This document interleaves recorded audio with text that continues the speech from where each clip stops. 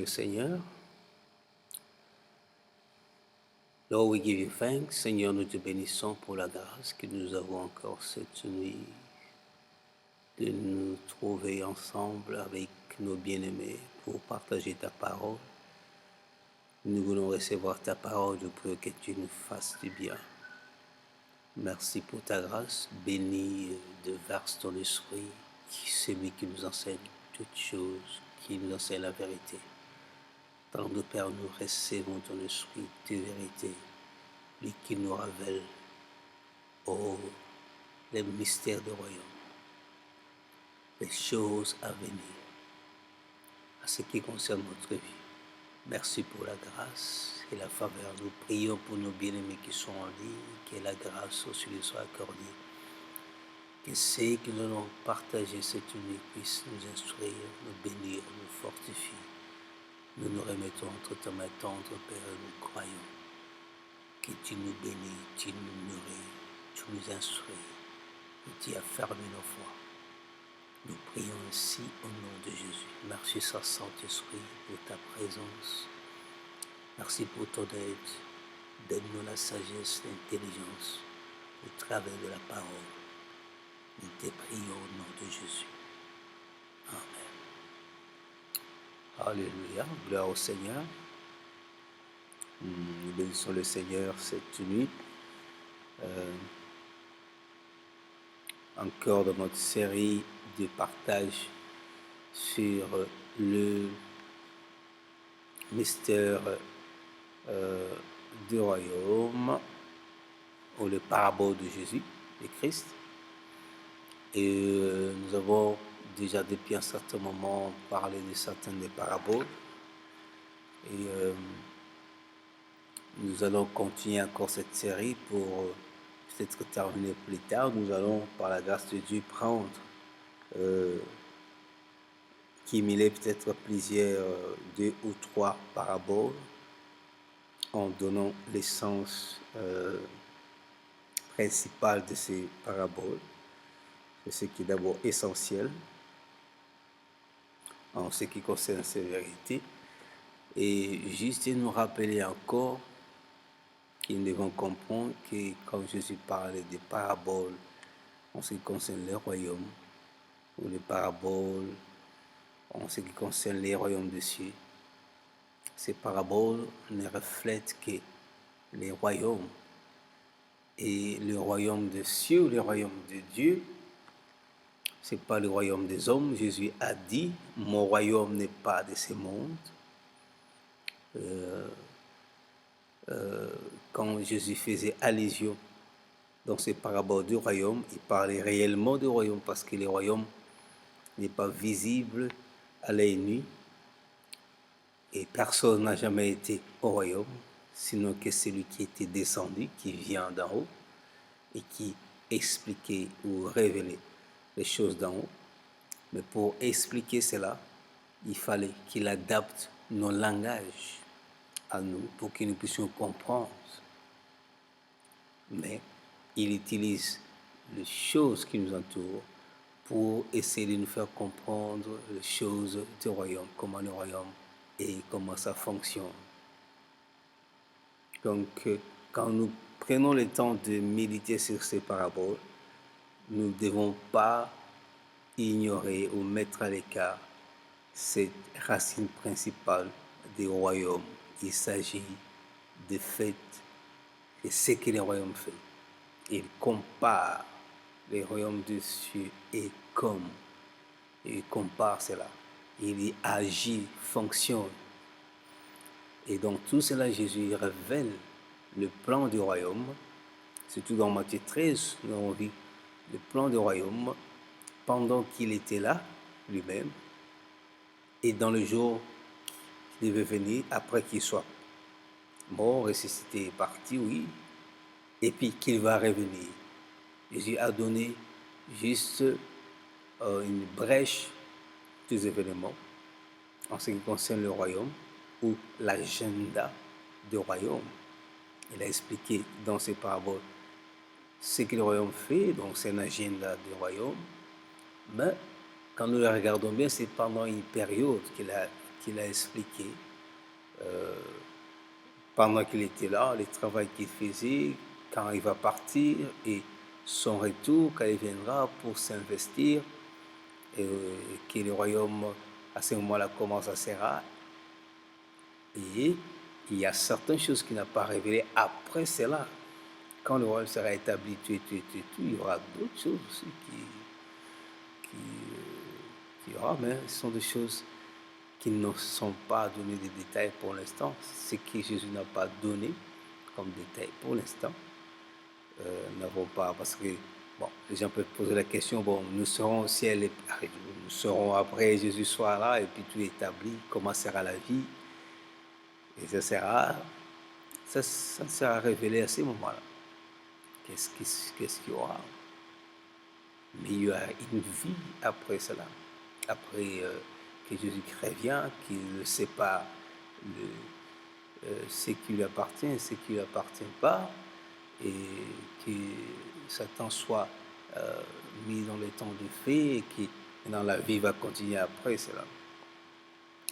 Mais dans ces paraboles, nous voyons que le Seigneur nous montre les événements, ou nous montre, même parfois pas successivement, mais il nous montre les grands ou les événements majeurs de ce que le royaume de Dieu va faire. Et il révèle le royaume pour donner des vérités, pour dire voilà ce qui va se passer, le royaume prendra, le royaume de Dieu prendra les choses en main. Et ça va grandir, ça prendra de l'impact. Les choses que le Seigneur parle là sont de grands événements des royaumes de cieux, c'est-à-dire ce que le royaume de Dieu a préparé au temps convenable, le royaume va le faire. Pour l'instant, nous avons expliqué certains paraboles, il y a des choses que le royaume fait et ne sont pas visibles. C'est comme un grain, n'est-ce pas, qu'on a dit, un grain de sénévé qui est la plus petite, qui est sémé, mais ça va pousser puis devenir un arbre avec des branches. Donc c'est avec des branches et les oiseaux du ciel viennent se réfugier. Là, vous vous rappelez du songe de Nabuchodonosor qu'il avait vu à l'époque dans Daniel, qu'il a vu en image un arbre et tout, et cet arbre-là représentait Nabuchodonosor avec son royaume, qui est de Babylone, qui à l'époque avait le pacte, et avait l'extension et avait de l'influence, et tout était sous ce contrôle. Donc cette image dans cette parabole, le grain de sénévé qui pousse, qui grandit et devient un arbre, un grand arbre, c'est l'image du royaume, de l'extension du royaume, et comment ça va grandir, et en dessous de ça, les gens viendront se réfugier. Donc ça prendra contrôle. Le royaume de cieux prendra contrôle. Pour l'instant, le contrôle n'est pas si effectif. L'arbre continue à...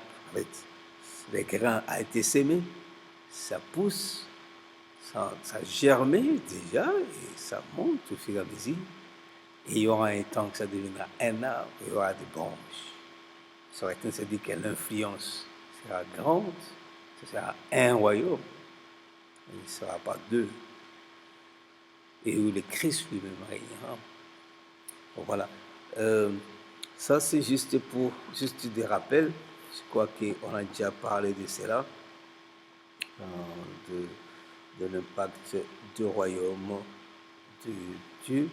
Et nous, en tant que chrétiens, nous devons comprendre cela. Et en lisant même les Écritures, nous allons voir que Jésus, la plupart des fois, partout il passait ou il prêchait, il parlait des royaumes. Jésus allait, en lui, il parlait du royaume. C'est ça le message principal, c'est le royaume de Dieu. Et c'est ce qui est capital, parce que c'est ce que Jésus est venu faire, et c'est ce qui s'est fait, et c'est ce qui va se faire jusqu'au temps approprié pour que cela puisse se manifester. Et il y aura de l'impact. Gloire au Seigneur. Voilà, ce que nous voulons encore, par la grâce de Dieu, partager d'autres paraboles. Et ces paraboles-là, nous avons déjà parlé dernièrement dans Matthieu 13, 45. J'aimerais que nous lisons Matthieu 13, 44. Matthieu 13, 44.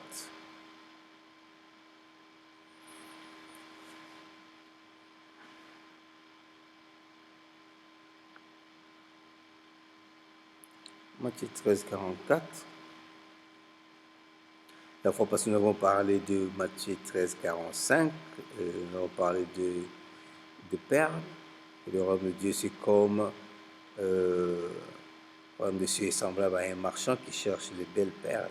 Et ayant trouvé une perle de très grand prix, il s'en alla et vendit tout ce qu'il avait et acheta. Et nous avons vu, ça c'est l'activité du royaume, c'est ce que le royaume fait. Et dans cette parabole, nous avons vu que le marchand, c'est Dieu lui-même, c'est Christ, c'est Christ qui en fait s'est donné tout pour acheter les perles de grand prix. Il n'a pas acheté de perles.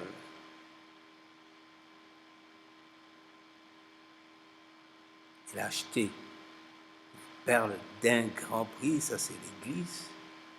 Nous sommes tous baptisés, comme Paul dit, la Bible dit, nous sommes baptisés dans l'Esprit. Nous sommes tous baptisés dans d'un seul corps. Et nous sommes appelés les corps de Christ. Ça c'est l'Église. Et lui-même, il est la tête de cela. Et les marchands, ici, c'est Dieu, c'est Jésus qui cherche, il cherche de belles perles. Il ne cherche pas n'importe quelle perle. Et il en a trouvé des grands prix et il a tout vendu. Il a tout donné. Dieu a tout donné pour avoir cette perle-là qui est le grand prix. Et ici, nous devons comprendre que ce Dieu qui est en activité, ce n'est pas les hommes. Peu importe comment tu es, mais si tu n'es pas dans les caractéristiques de Père, d'ailleurs, le Père qui est d'abord une belle Père, qu'il a eu le dit, parce que ce qu'il cherche, de très bonne qualité, et il a trouvé des grands prix, cela veut dire que c'est lui qui fait la sélection, c'est Dieu. Il regarde sur le bel Père. Il choisit. Donc, l'Église est précieuse. Toi et moi, nous sommes perles de Dieu. Nous sommes les corps de Christ. Nous sommes les à l'Église, corps de Christ. Il nous a rachetés à un grand prix. Nous coûtons, ou nous avons coûté beaucoup plus cher, ou l'Église a coûté beaucoup plus cher pour Christ, au prix de son sang qui est plus précieux que l'or, que l'argent, et de telle manière que tu ne peux plus être racheté, parce qu'il n'y a aucun prix qui peut encore te racheter. Il n'y a aucun prix, parce que le prix pour lequel il t'a acheté ou racheté, c'est un grand prix qui ne peut pas être encore racheté. Et j'aime ce que Paul dit, fais attention, ne scandalise pas celui que Christ a racheté par son propre sang. Bien-aimés, nous sommes cette perle-là, qui est l'Église, et maintenant, comment nous vivons, comment nous faisons les choses, même entre nous, ne scandalise pas celui que Christ a racheté par son sang, parce que Christ a payé un grand prix pour cela. Et en revanche, si tu le fais perdre, cet âme que Christ a racheté par son grand prix, bien-aimé, tu as un problème avec celui qui l'a racheté. L'Hébreu dit, nous n'avons pas lutter jusqu'au sang. Mais lui là, pour les péchés, il a lutté jusqu'au sang, c'est-à-dire il a déversé le sang. Mais toi, as-tu déjà déversé le sang pour quelqu'un? Et non, pour celui que Christ a déversé le sang, comment tu les traites? Ou comment peux-tu occasionner la chute d'un ou de quelqu'un que Christ a racheté par son sang? Bien-aimé, je prie que le Seigneur nous fasse grâce, qu'il élève dans nos cœurs cet esprit de ne jamais avoir un problème avec un racheté de Dieu. Même si il est en train de croupir dans la misère, même s'il est en train de faire face à un péché, même s'il fait face à une situation quelconque, ne te donne pas le privilège ou le pouvoir, peu importe ta position, ne te donne pas le pouvoir de mater ou de scandaliser celui que Christ a racheté par son sang. Bien-aimé, et la Bible dit le sang de Jésus parle plus fort que le sang d'Abel. Si le sang d'Abel, versé par son frère, crie à combien plus forte raison le sang de Jésus crie plus fort que le sang d'Abel. Ça nous montre la valeur de son sang. Et j'aime ce que Hébreu dit, ne foulez pas au pied les sangs qui vous a rachetés. C'est pour dire que ce sang a de la valeur. C'est un grand prix. L'Église ne te donne pas la peine de détruire l'Église. Ne te donne pas la peine d'offenser celui qui a été racheté par le sang de Christ. Parce qu'il a de la valeur. C'est au prix, au grand prix qu'il a été acheté. Un prix d'ailleurs, la Bible n'estime pas, c'est un prix inestimable. C'est comme ça que ça peut pas être, on ne peut pas se racheter. Là, au Seigneur, c'est juste pour ajouter quelques éléments que le Saint-Esprit met dans mon cœur en ce qui concerne ce mystère du royaume. Christ qui explique ce qu'il a fait. Il explique le mystère, ce que le royaume de Dieu fait, la légende du royaume. Encore ici, il n'était pas encore mort, mais il était vivant, mais il prédisait ce que le royaume est en train de faire et fait et fera. Voilà, dans Matthieu 13 encore, le verset 44, que je vais lire, il dit, encore le royaume des cieux est semblable à un trésor caché dans un champ qu'un homme, après l'avoir trouvé, a caché. Et de la joie qu'il en a, il s'en va et vend tout ce qu'il a et achète ces champs-là. Alors au Seigneur, je vais peut-être le lire encore en anglais. Again, the kingdom of heaven is like unto treasures hid in the field,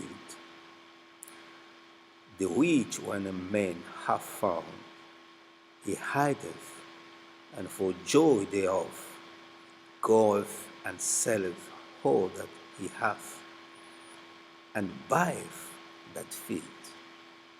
Hallelujah. Gloire au Seigneur. Donc, cette parabole, encore ici, nous révèle où Jésus insiste sur l'activité du royaume. Donc, c'est comme s'il met encore notre accent de montrer ce que le royaume fait, que l'agenda du royaume, que les gens puissent tourner les regards et ils voient cela, qu'il y a quelque chose qui se fait même s'ils ne voient pas cela. Christ dit, il donne notre mystère du royaume, quelque chose qui est caché du royaume, une vérité, une réalité qui est cachée du royaume. Il parle de royaume comme étant un trésor caché dans un champ qu'un homme, après l'avoir trouvé, a caché. Et de la joie qu'il en a, il s'en va et vend tout ce qu'il a et achète ces champs-là. Voilà. Quand nous lisons cette parabole, nous avons certains éléments qui ressortent. Nous pouvons interpréter la parole de Dieu à travers la parole. Il faut que nous puissions comprendre. Nous pouvons essayer de comprendre cette parabole au travers de certaines illustrations que la Bible donne ou explique. Premièrement, sur le même chapitre-là, nous avons des paraboles qui ont été expliquées avant. Il y a certains éléments qui reviennent, qui se ressemblent. Là, nous avons un élément qui est le champ, n'est-ce pas? Dans cette parabole, on dit un trésor caché dans les champs. Quand tu lis dans d'autres versions, les phrases sont un peu différentes par rapport même les temps qui sont utilisés. Et il y a à un certain niveau, le virgule et le point changent même le sens de la phrase. Bon, parce que quand Matthieu a écrit, il n'a pas écrit avec des points de virgule. Ce sont des choses qui ont été ajoutées au fur et à mesure. Et parfois, ça nous permet à ne pas bien interpréter. Et quand nous interprétons ici, nous n'interprétons pas comme les effets, en fait, comme chronologiquement les choses, nous interprétons, nous ne traduisons pas, nous interprétons. Jésus donc une histoire globale, et puis nous comprenons cela, nous interprétons, nous ne traduisons pas phrase par phrase. Voilà que nous avons des éléments clés dans cette parabole, les champs, un champ. Nous avons vu ça dans les autres paraboles, parabole du vrai et le bleu. Le maître a semé dans son champ, il parle du champ, et il interprète le champ comme le monde. Interprété comme le champ. Donc le champ ici fait allusion au monde. Et non, nous avons la deuxième chose, c'est un trésor. Un trésor ici, ce n'est pas un trésor comme de l'argent, mais dans la banque. C'est un trésor, une richesse. D'ailleurs, dans l'historique, on explique que dans ces contrées-là, à l'époque, il n'y avait pas de banque. Et les gens faisaient quoi? Ils gardaient les trésors cachés sous le sol ou sous la terre, ou sous des rochers, ou quoi. Ils creusent, ils cachent son trésor. Donc, il n'y avait pas de banque. Donc, maintenant, nous avons ici un trésor. Et la parabole dit que le royaume de Dieu est semblable à un trésor. Mais ce trésor qui est caché dans les champs qui symbolisent, ou qui est juste révélé dans le monde. Mais c'est un trésor. Et on parle d'un homme. L'homme ici, il ne s'agit pas de toi et moi.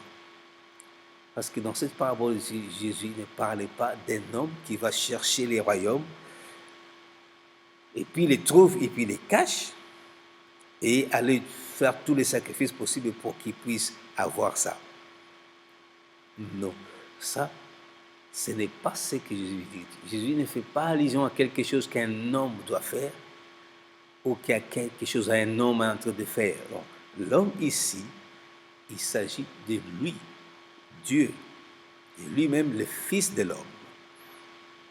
Dans le tout premier verset, on a parlé dans Matthieu 13, on a parlé de s'aimer, l'homme qui est sorti, qui se passe s'aimer, et il parle du Fils de l'homme. C'est le Fils de l'homme, c'est lui-même.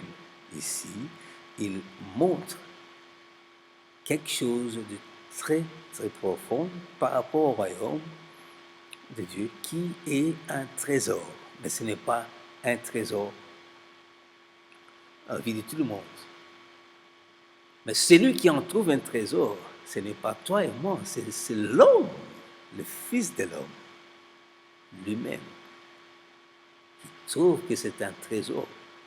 Et il dit quoi? Ils vont, à cause de la joie qu'il a, ils vont tout, et il vient il ne vient pas acheter les trésors, il achète le champ. Alléluia. Et ça, c'est l'œuvre de Christ lui-même, en tant que Fils de l'homme, par le prix qu'il a payé pour racheter le monde. Il n'achète pas le royaume, mais le monde. Il devient possesseur de ce monde. Mais là-dedans, dans ce monde, il y a le royaume, qui est un trésor caché à cause du royaume. Il rachète.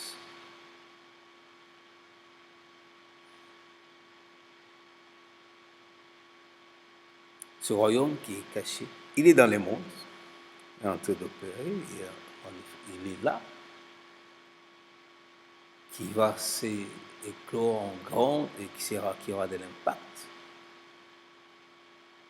dans les temps, dans les jours à venir. Mais dans cette parabole, on montre un grand événement que Christ a fait, étant que Fils de l'homme, et dans ces temps présents, dans les temps qui vont venir, parce que les temps avec Dieu, il n'y a pas de notion du temps, c'est comme ça que dans la parabole, on ne donne pas plus de notion du temps. Il dit, il s'en va et vend tout ce qu'il a et acheta ces champs-là. Ça, c'est les rachats du monde. Les champs, les fields, it's the world, c'est le monde. Et par son sacrifice qu'il a fait, il a tout donné pour acheter le monde. Il va arriver, nous le savons, que les Écritures disent, le ciel et la terre d'aujourd'hui passeront, il y aura un nouveau ciel, une nouvelle terre. Et Jésus lui-même, le Fils de l'homme, sera le roi. Tout ça, le monde sera à lui. Il sera le roi établi qui règne et tout. Ce n'est plus l'homme qui régnera sur la terre. Non, c'est Christ qui régnera. Parce qu'il a racheté, il a payé un prix, ce sera son champ dans lequel il y a les trésors du royaume. Trésors cachés.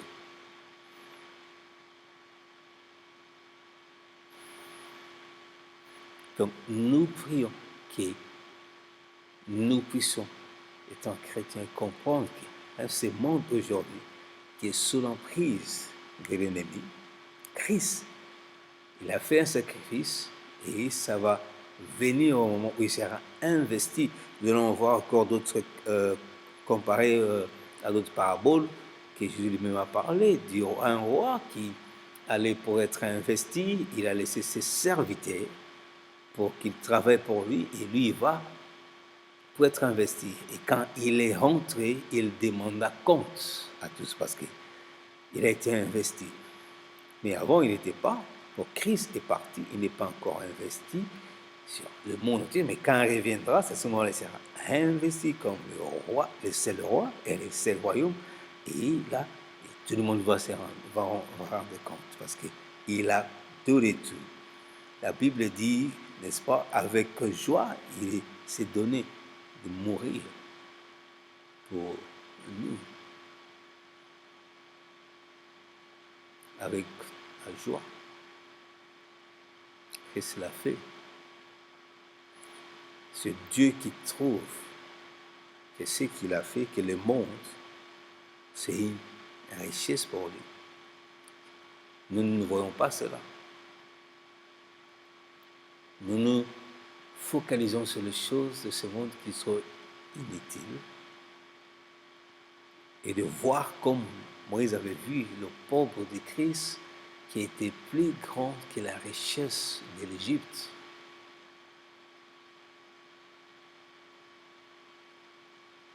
Nous devons comprendre et saisir cette réalité vérité que Christ a racheté ce monde.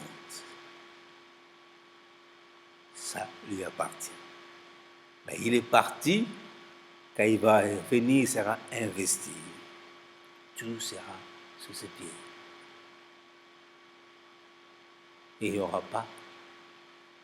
Et c'est le roi, le règne, le champ il prendra possession de cela parce qu'il est le possesseur. Il a acheté ça avec tout son prix.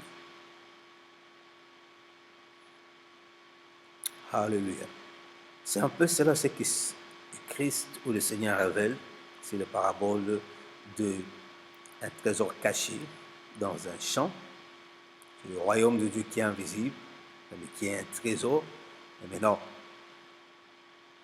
l'homme,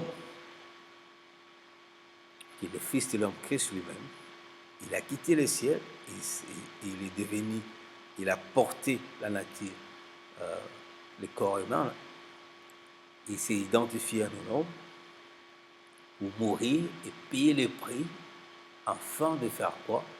De devenir le possesseur de ces mondes.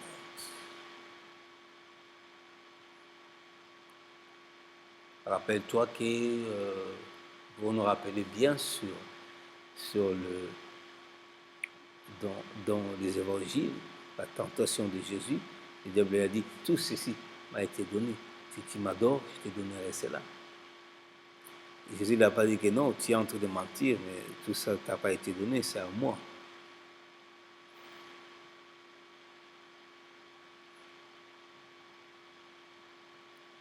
Mais cette parabole révèle ce qui va se passer. Quand il va revenir, investi dans sa puissance, le royaume, en fait, le monde ou le champ, il l'a acheté. Et quand Christ parlait ici, il n'avait pas encore payé le prix, il était encore dans le monde. Mais maintenant, le prix a été payé, l'investissement, en fait, l'investissement, quand il sera investi, l'investiture sera, ça va arriver, selon que les événements, les choses évoluent, et il sera en possession de ce qu'il a acheté par le prix de son sang. Gloire au Seigneur. Donc, ça, nous avons, il y a beaucoup d'autres choses qu'on peut essayer d'extrapoler là, mais le principal, c'est ça, c'est que Christ voulait leur montrer à quoi ressemble le royaume de Dieu. Il parle, qu'est-ce que le royaume de Dieu est en train de faire. Il dit, voilà ce que le royaume de Dieu va faire. Ceux qui règnent aujourd'hui, ils ne comprennent pas que Christ a fait, et quand il va venir, comme l'a dit à Pilate, mon royaume n'est pas de ce monde, mais ce monde deviendra à lui. À ce moment-là, le royaume sera comme un arbre avec des branches, et tous les oiseaux viendront se réfugier, tout le monde viendra se réfugier. Là, il n'y aura pas un autre royaume, il n'y aura pas des arbres, un seul. Il n'y aura pas deux mondes, il y aura un seul monde, mais que Christ a acheté par le prix de son sang,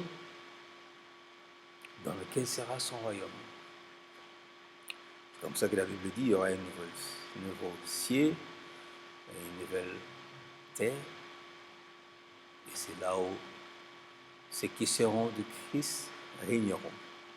Gloire au Seigneur. Si nous allons maintenant dans le verset 47, il donne encore une autre parabole là. Après avoir parlé du royaume des cieux, il semble à un marchand qui cherche de belles perles. Nous avons expliqué cela. Il a trouvé une perle de grand prix. Il s'en va et vendu tout ce qu'il avait et l'acheta. Toujours le même esprit. Ici, il achète le champ dans lequel il y a un trésor. Un trésor, donc ce trésor-là, un trésor caché, qui est le royaume. Non, il explique encore le royaume de cieux comme un marchand qui achète des perles. Maintenant, il trouve un perle de grand prix.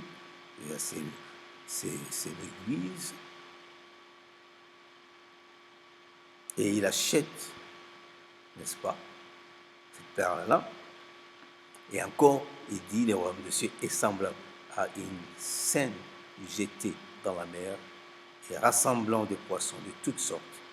Et quand elle fut pleine, Ils la tirèrent sur les rivages et s'asseyant, et mirent ensemble le bon dans des vaisseaux et jetèrent dehors les mauvais.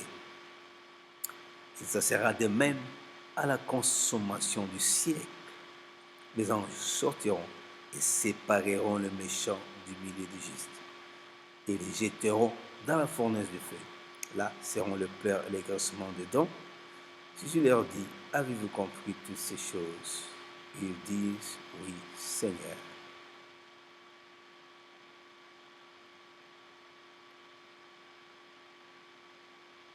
Dans ces paraboles encore, nous voyons un autre aspect du royaume, mais c'est toujours presque les mêmes événements majeurs que Jésus met l'accent sur. Il parle du royaume de Dieu qui est semblable à un filet qu'on a jeté dans la mer et qui rassemble des poissons de toutes sortes. Et quand elle fut plein, ils la tirèrent sur le rivage et s'asseyèrent et ils mirent ensemble le bon dans le vaisseau et jetèrent dehors les mauvais. Donc, voilà, en interprétant cette parabole aussi, nous voyons le même principe. Ici, la mer, toujours dans la Bible, représente aussi le monde ou des masses de gens. Donc, c'est dans le monde, le filet. Jésus dit que le royaume est comme ce filet-là, qu'on jette. C'est-à-dire que l'activité qui fait le royaume, c'est comme un filet qui est jeté dans les mondes, de la mer, et ça captive tout. Tout sont capturés. Mais maintenant, nous sommes dans le monde, le royaume de Dieu est là, en train d'opérer. Tout le monde est là, tout confuse. Mais maintenant, la Bible dit à la fin, quand il sera tiré à la fin, qu'est-ce qu'il y aura? Celui qui a jeté le filet, il sépare ceux qui sont des poissons, des bons poissons. Ils sont des poissons, ils ne séparent. D'ailleurs, des bons, pas tous les poissons, les bons poissons sont séparés. Et ils jetèrent dehors les mauvais. Tout ce qui est mauvais, qui n'est pas poisson, et qui n'est pas bon poisson, sera jeté. Donc, pour l'instant, le royaume de Dieu est là. Le royaume de Dieu n'est pas là seulement dans une maison, il est là dans ces mondes, parce que c'est le champ, le monde c'est le champ, la mer, donc c'est le monde, c'est ce qui représente. Et le royaume est déjà jeté quand Christ est venu. Par son sacrifice, le royaume est jeté comme un filet. Et ça prend tout le monde. Et tout le monde se déclare de Dieu, tout le monde se déclare de tout. Mais Christ dit, à la fin, c'est qu'il dit, il sera de même à la consommation du siècle. Les anges sortiront et sépareront le méchant du milieu du juste. Donc, et le juste et l'ivraie et le blé sont ensemble, confondus, parce qu'il dit non, il ne faut pas les enlever maintenant, laissez-les grandir ensemble. Donc vous allez voir qu'il y a des connexions entre toutes ces paraboles ici. Je parle des royaumes. Certains donnent plus certains détails qui sortent, mais ça connecte les tout ensemble. Et ici, il dit encore, donc, à la fin, donc, tout le monde, le royaume est jeté, tout le monde est dans les mondes ici. Le royaume est jeté comme un filet dans ces mondes. Et dans ce monde, il y a tout le monde. Il y a des bons poissons, il y a des mauvais.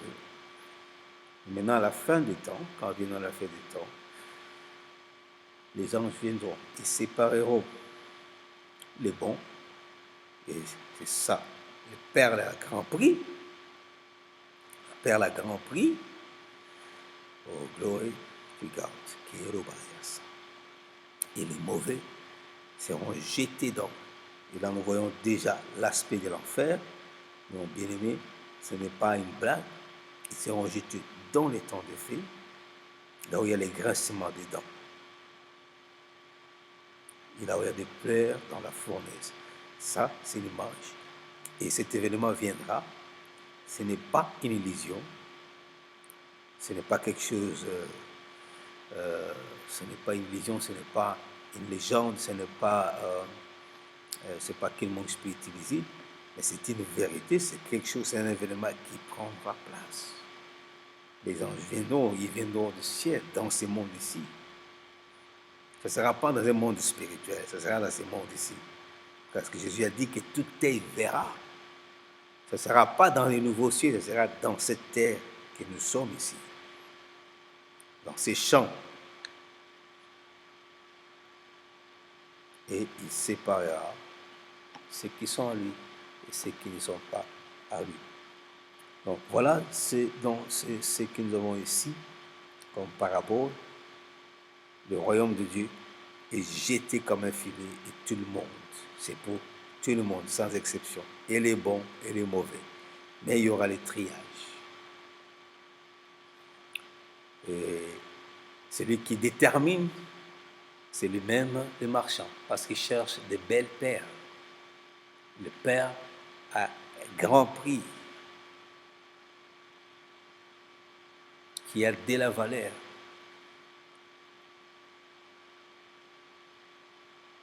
C'est lui qui détermine, parce que c'est son travail. C'est lui qui connaît qu'est-ce qui est belle, qu'est-ce qui n'est pas. Et à la fin, c'est comme la Bible dit, c'est lui qui fera le triage, de choisir ça, c'est un bon poisson, ça, ce n'est pas un bon poisson. Donc, toi et moi, nous ne pouvons pas nous déclarer bon si lui n'a pas encore déclaré, parce que c'est lui qui choisit, peu importe tes œuvres que tu fais, c'est lui qui détermine. C'est comme ça que Jésus a dit, beaucoup en ces temps-là diront, Maître, Maître, nous avons prophétisé à ton nom et tout.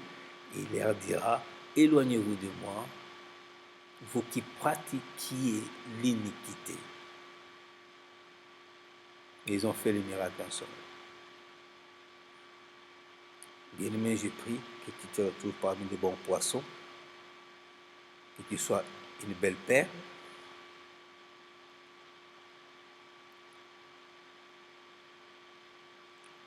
pour que, en ces temps-là, tu ne sois pas jeté dans le temps de fait, que tu ne sois pas séparé. La séparation viendra. Mais pour l'instant, nous payons le prix, et les bons, et les vrais, et le bleu, dans un même champ. Dans ces champs-là, les trésors, le royaume de Dieu est sémé. Et à cause de ce royaume-là, ce monde sera acheté et ça deviendra la possession de cet homme qui a tout donné, le Fils de l'homme, payé avec prix pour que ce monde soit à lui. Il sera le maître et tout, et son royaume sera effectif. Alléluia. Voilà, nous allons terminer aujourd'hui là. Je voulais peut-être prendre notre parabole. Je crois que nous prendrons cela prochainement. Il y a d'autres, nous allons regarder les autres paraboles aussi qui expriment toujours les activités du Christ ou du Fils de l'homme en ce qui concerne le royaume. Et je crois peut-être que la séance prochaine, nous pouvons prendre 4 ou 5 pour les autres paraboles qu'il y a encore dans la Bible. Il y a d'autres paraboles aussi à expliquer. Par exemple, il y a des paraboles de l'enfant prodigue. Ça, ce sont des types de paraboles qui expliquent le royaume des cieux. Il y a d'autres paraboles du roi qui est parti pour être investi. Et ça parle de Christ qui est parti. Il est déjà parti puis il est revenu. Il y a certaines des paraboles qui sont accomplies en moitié ou qui sont en accomplissement, donc en plein accomplissement, mais qui ne sont pas encore à l'aboutissement, qui continuent toujours jusqu'à ce que tous les événements soient accomplis. Mais dans la plupart des paraboles que Christ a parlé, on réside, c'est entre sa mort et son retour. Donc, son première venue et son second venue, quand il viendra pour mettre fin, donc les événements du temps dernier, et il y aura le jugement, il y aura séparation, et que le royaume de Dieu sera effectif, établi, qu'il n'y aura pas deux royaumes, un seul royaume. Donc, ce monde, qui sera un nouveau monde, il y aura une nouvelle terre. Ce ne sont pas des illusions. Moi, je ne crois pas que c'est une terre virtuelle. Non, ce n'est pas une terre virtuelle. Ce n'est pas aussi une légende. Cette terre sera changée. Il y aura une nouvelle terre. Gloire au Seigneur. Je prie que le Seigneur vous bénisse. S'il y a des questions, vous pouvez toujours nous contacter soit sur Zoom ou soit sur Facebook en de boîte privée et poser des questions. Nous serons disponibles pour répondre à vos questions. Et ce qui est très important, en résumant ces paraboles, nous comprenons les événements de fin des temps. Christ est venu et il est réparti. Les choses sont en cours jusqu'à ce qu'il revienne et que le royaume soit établi. Que le Seigneur nous bénisse. Merci de nous avoir suivis. Et nous prions que vous soyez avec nous le mercredi prochain. Nous avons intercession. J'ai plus parlé en français, mais l'intercession nous font en anglais et en français.